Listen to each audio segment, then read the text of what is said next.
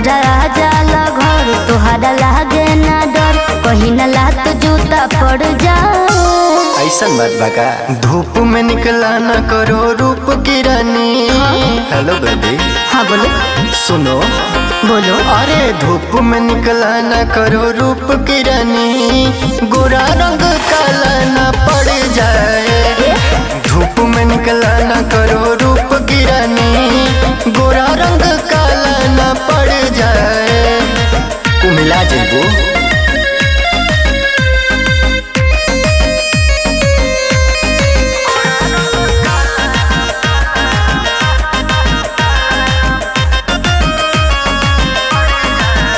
जब निकले नी घरवा से बहरी हो लेके खड़ हो जाला तू पीछे छतरी हो।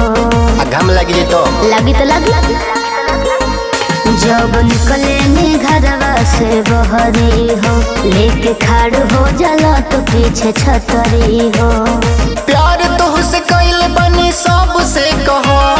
अच्छा? तुझे कहो प्यार से तो जान दे हो सोना जान दे हो। ढेर बना ना ढीठ अभी हो जाई ठीक पाता भाई के चले जाए। गैंगस्टर का धूप में निकला ना करो रूप की रानी घाम लग जाई। हेलो। हाँ बोलो।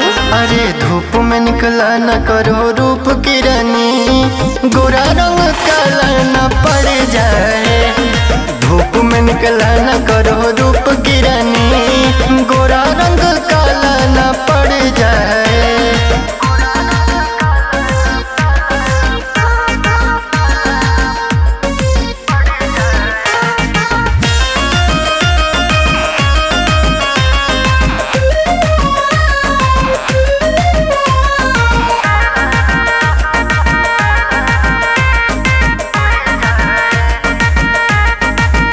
तोहरा हाथ न आइबो हम बनी सुनर कूद फान खाली कर लो तू बड़ा छू छुनर। मने हम तारा छू छुनर लोकत नहीं तब कहो।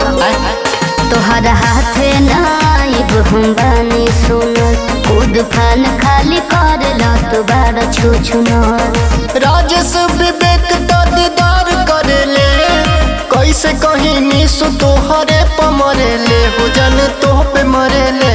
हमसे ढेर जानी लाग होई लहकत आग कहीं ना मुँह तो हर जल जाए।